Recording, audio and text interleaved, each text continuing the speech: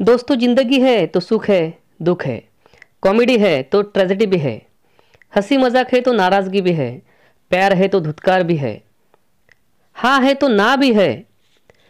तो जीवन में हमें कई सारी भावनाओं को एक्सप्रेस करना पड़ता है और उसके लिए कोई ना कोई शब्द तो चाहिए ना। तो दोस्तों, भावनाओं को दर्शाने वाले शब्दों को हम इंटरजेक्शंस कहते हैं। आइए देखते हैं इंटरजेक्शंस क्या होते हैं, इंटरजेक्शंस और कैसा होता है उनका प्रयोग। और हाँ दोस्तों, अगर अभी तक आपने मेरे चैनल को सब्सक्राइब नहीं किया है तो प्लीज़ सब्सक्राइब ज़रूर कीजिएगा ताकि आपको मेरे आने वाली वीडियो का नोटिफिकेशन मिलता रहे। इसे एक्सक्लामेटरी साइन भी कहा जाता है, एक्सक्लामेटरी मार्क भी कहा जाता है, उद्गारवाचक चिन्ह भी कहा जाता है, जो हमेशा एक सीधी डंडी और उसके नीचे एक पॉइंट ऐसा एक चिन्ह रहता है। तो उस चिन्ह को हम कहते हैं इंटरजेक्शन मार्क या एक्सक्लामेटरी साइन।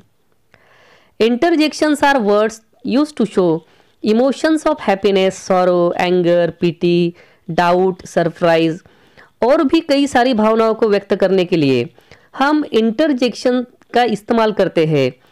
इन इंटरजेक्शन से या एक्सक्लामेटरी साइन से या इन शब्दों से हम ये जान पाते हैं कि उस वाक्य में कौन सा भाव है, कौन सी भावनाएं व्यक्त की है, किस प्रकार की चर्चा या कौन सा मूड बोलने वाले का या सुनने वाले का कौन सा मूड है। इन सब बातों को जानने के लिए हमें इन शब्दों को मालूम करना, इनकी जानकारी रखना हमारे लिए बहुत ही इम्पोर्टेंट है। आपकी स्क्रीन पर आप देख रहे हैं कि कुछ शब्द है, वो है कुछ इंटरजेक्शंस। उनके भी अलावा बहुत सारे ऐसे शब्द हैं, उनके बारे में आज हम इस वीडियो में देखने वाले हैं।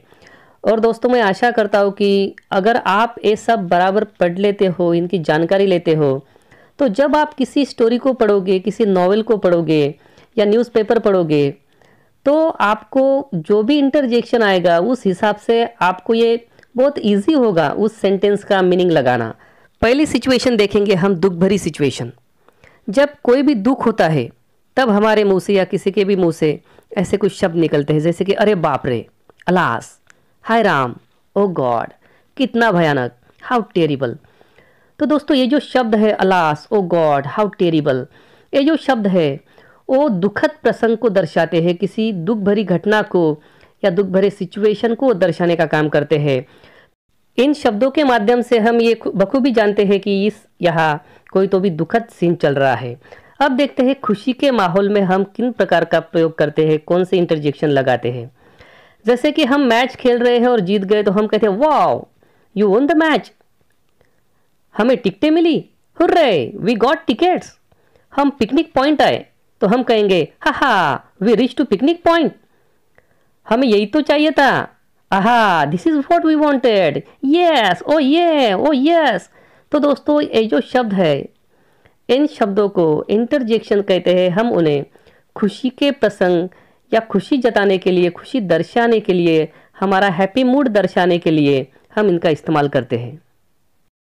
कभी कभी हम गुस्से में होते हैं, हम हमारे दोस्तों को या हमारे जूनियर को हम ऑर्डर करते हैं, जैसे कि hurry up, keep quiet, I said keep quiet.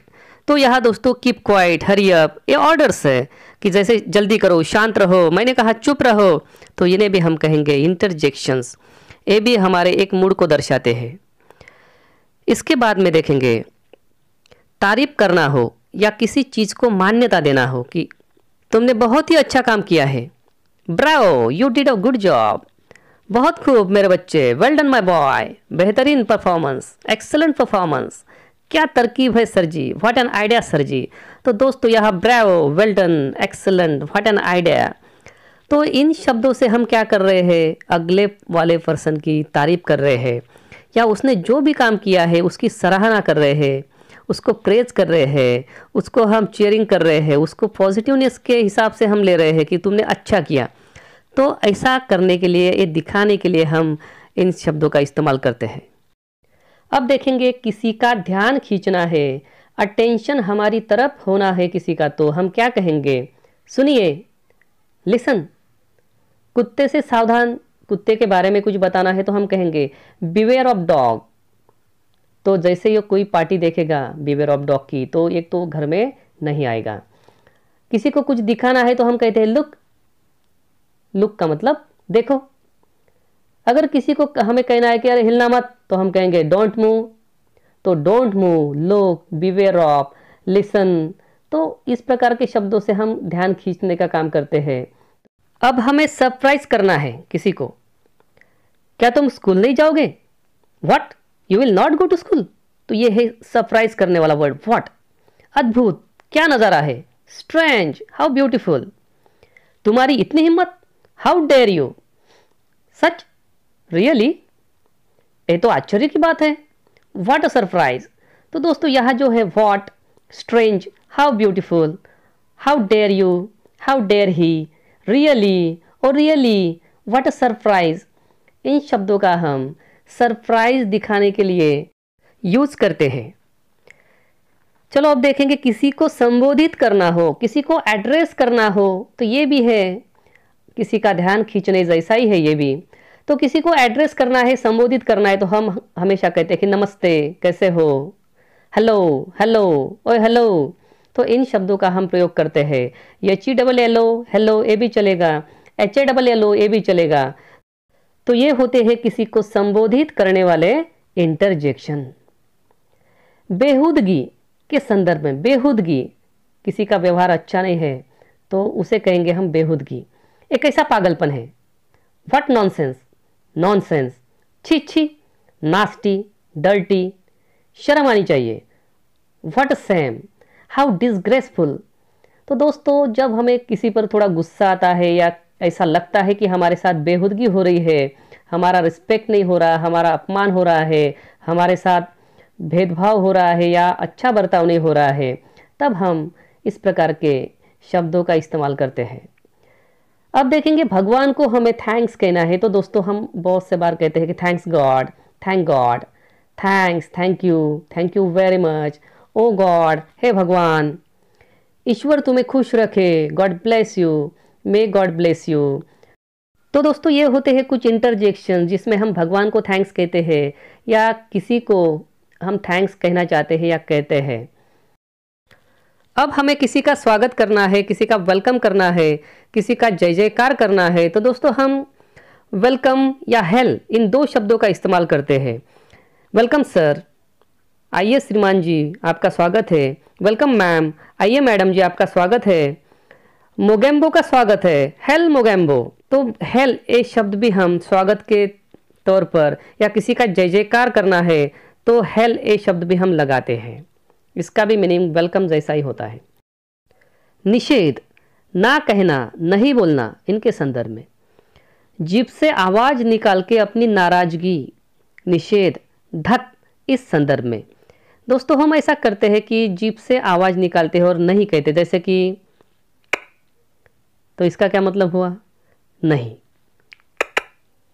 नहीं, नहीं। अगर आपको कहना है कि धत, तो इस प्रकार का आवाज हम हमारी जीभ से निकालते हैं।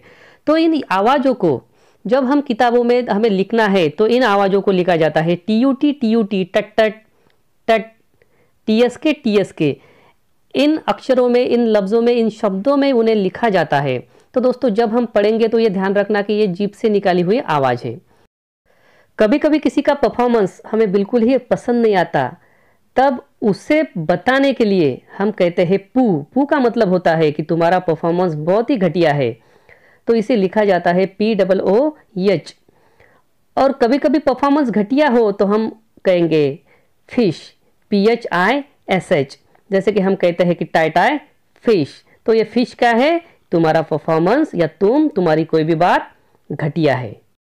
अब अचानक से चोट लगी हो, कोई मोच आई हो, कुछ दुख रहा हो, तो हम हमेशा कहते हैं आओ, OW आओ, या OWW आओ, या कई बार हमने देखा है कि आउच, OUCH, आउच। इन शब्दों का भी हम इस्तेमाल करते हैं दर्द दिखाने के लिए। खुद की बार बार की गई गलती पर, अगर समझो कि हम कोई काम कर रहे हैं और बार बार गलती कर रहे हैं, तो हम खुद ही खुद को ऐसा कहते हैं, जैसे कि उप्स, आई डैमेज इट अगेन। अरे ये क्या, मैंने तो इसे और ख़राब कर दिया। तो हम कहेंगे उप्स, OOPS। तो उप्स का इस्तेमाल करना है। गंदगी या गंदी चीज़ें देखकर घिन आना, अगर कुछ गंदा हो तो हम कहेंगे ew, it's dirty. ew, EW या EWW ऐसा गंदगी को दिखाने के लिए इस्तेमाल होता है। अगर समझो किसी चीज को देखकर आपको उल्टी आ रही हो या बहुत ही घिन महसूस कर रहे हो तो आप कहेंगे यक, एक्, कितना गंदा, मैं हाथ भी नहीं लगाऊंगा, आई कांट टच इट, एक्, एक्, आई कांट टच इट। तो दोस्तों एक् और यू ये दो लफ्ज गंदगी को दर्शाने के लिए सेंटेंस में यूज होते हैं बतौर इंटरजेक्शन। कुछ आवाजें बुलाना हो, किसी को भगाना हो, चुप कराना हो तो हम इस्तेमाल करते हैं SHOO शू। जैसे कि कुत्ता हो, बिल्ली हो, हमें उन्हें भगाना हो, चलो भागो यहाँ से, शू। और समझो कोई बच्चे खेल रहे हो, बहुत आवाज़ कर रहे हैं और हमें वहाँ काम करना है तो हम उन्हें कहेंगे shoo all of you, I am working here, भागो यहाँ से, मैं यहाँ काम कर रहा हूँ। तो दोस्तों SHOO ये बच्चों को भगाने के लिए, कुत्ता या बिल्ली को भगाने के लिए हम शू का इस्तेमाल करते हैं। और समझो किसी को बहुत ही धीरे आवाज़ में कुछ बताना हो या किसी को चुप कराना हो तो हम कहेंगे SHH। तो इसका इस्तेमाल हम करते हैं कि चुप रहो, कुछ मत बोलो। तीसरा है PSST। तो PSST का मतलब होता है कि समझो बच्चे क्लास में बैठे हो, शिक्षक पढ़ा रहे और बच्चों को, दो बच्चे आसपास बैठे हैं, उन्हें कुछ तो कहना है, इतनी धीरे आवाज में कहना है कि उनकी बात कोई तीसरा बच्चा भी ना सुने। तो वो क्या करेंगे, वो बहुत ही धीरे आवाज में बात करेंगे, तो इस प्रकार की वो आवाज करेंगे ताकि उसके बाजू का जो बच्चा हो वो उसकी तरफ देखेगा कि इसे क्या कहना है और वो दोनों एक दूसरे की तरफ देखकर कुछ बातें करेंगे। तो इस प्रकार से PSST इसका इस्तेमाल होता है। अब देखेंगे हा हा नाना के लिए कुछ आवाजें। जब कोई स्टोरी सुनाता है तो सुनने वाला हमेशा कहता है कि हाँ हाँ, जैसे कि आई वेंट टू जंगल, तो अगला आदमी क्या कहेगा, हाँ हाँ, देन अ टाइगर केम, हाँ हाँ। तो अगला जो आदमी रहता है, जो स्टोरी सुनने वाला रहता है, तो स्टोरी सुनने वाला हमेशा हाँ हाँ करता है, तो उसे लिखा जाता है UH या CHUH। तो इसे लिखा जाता है केवल हाँ हाँ के हिसाब से कि वो हाँ हाँ कर रहा है। Would you like to have a tea, a little bit. तो यहाँ ER का मतलब भी क्या है, ये भी हाँ हाँ के हिसाब से ही है कि वो थोड़ा रुक रहे हैं लेकिन कह रहे हैं कि ठीक है, चलो ठीक है। दूसरा है UH, क्या तुमने मेरे भाई को देखा है, have you seen my brother. अगर समझो उसने नहीं देखा तो वो क्या कहेगा, UH, उसका मतलब तो का मतलब होता है कि नहीं देखा, मैंने तुम्हारे भाई को नहीं देखा। अब देखते हैं छींक और खर्राटे के बारे में। दोस्तों हम जब छींकते हैं तो हम कैसे करते हैं, आछी। अगर यही बात लिखना हो और हमें बताना है कि कोई तो भी छींक रहा है तो वो लिखा जाएगा आछू, ACHOO ऐसा, या अटीशू, आछू या अटीशू, इसका मतलब होता है छींकना। और कोई खर्राटे ले रहा है तो वहाँ केवल लिखा जाएगा ZZZ dash dash dash dash, तो उसका मतलब होगा कि कोई सो भी रहा है और खर्राटे भी ले रहा है। तो देखो, और खुशी और नाखुशी के संबंध में, खुशी के संबंध में हम यूज करते हैं यस, ये इप्पी, और नाखुशी के संबंध में करते हैं मैं। यस वी वॉन, ये वी आर द विनर, ये a used for saying yes, will you come with us, yeah sure, yeah why not, I don't need to go to school as it is raining, Yippee. जैसे कि आज बारिश हो रही है तो स्कूल में जाने की मुझे कोई ज़रूरत नहीं है, तो बच्चे बहुत खुश होते हैं और कहते हैं इप्पी। और समझो कोई चीज़ हमें पसंद नहीं है तो हमें कहना है मैं। डू यू लाइक मूवी, मैं का मतलब होता है कि नहीं, मुझे कोई खास पसंद नहीं आई है। अगर बहुत पसंद है तो हम क्या कहेंगे, यस ये, और नहीं पसंद है तो हम क्या कहेंगे, मैं। तो दोस्तों यस, ये, इप्पी और मैं, इन सभी को बहुत अच्छी तरह से ध्यान में रखना। अब देखेंगे BRR। समझो आपको बहुत ही ठंड लग रही है तो आप आवाज निकालेंगे ब्रर, और समझो ये लिखा गया तो ये ऐसे लिखा जाएगा BRR। तो समझ लेना कि ठंड का मौसम है, किसी को बहुत ठंड लग रही है, BRR वैसा वहाँ लिखा जाएगा। अब देखेंगे EEK, इक। दोस्तों ये इंटरजेक्शन गर्लिश है। गर्लिश इसका मतलब लड़कियां इसे इस्तेमाल करती है।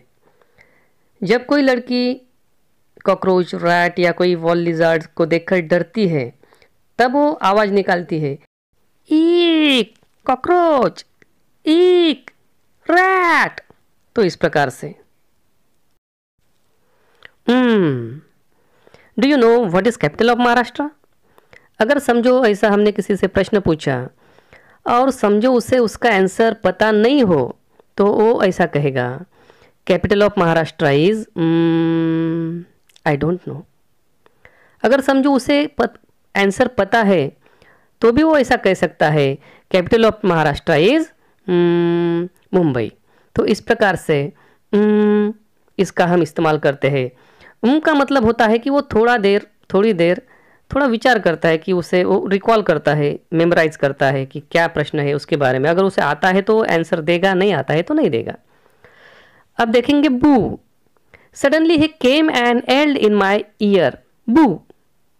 अगर किसी को झूठ मूठ का डराना हो तो हम हमेशा इसका प्रयोग करते हैं, BOO बू।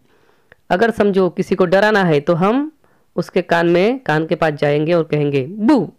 तो ये वर्ड है बू, लिखा भी जाता है बू। तो समझ लेना कि ये किसी को डराने के लिए यहाँ यूज किया गया है।